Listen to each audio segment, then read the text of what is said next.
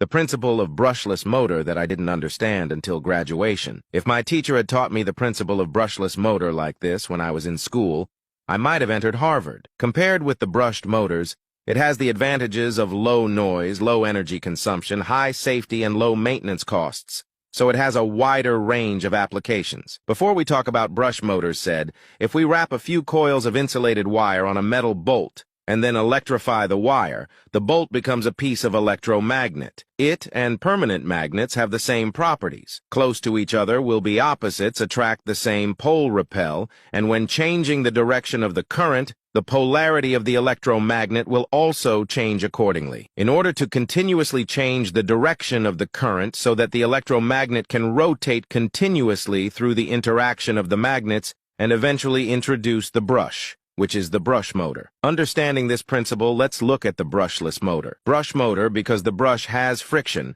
so the noise, loss, friction, fire safety is poor. Then we simply remove the brushes directly, so that the electromagnet is fixed. Instead of letting the permanent magnets not connected to the wire rotation is not enough. As shown in the figure, the 3 colored coil sets in the motor are actually 3 electromagnets. When one of the coils is energized, it is an electromagnet and possesses magnetism. In order to understand, we label each of the 3 sets of coils with the serial number. Because opposites attract and opposites repel, the permanent magnet is attracted to rotate to the position of coil 1.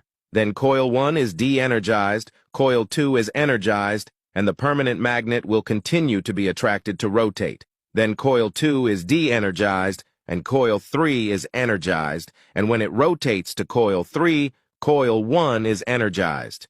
But at this point, because the polarity of the permanent magnet is different, the current to coil 1 is going to be in a different direction and then continue to rotate attractively. It's like dropping a carrot you like to eat in front of you and attracting you to keep running. But this is not efficient.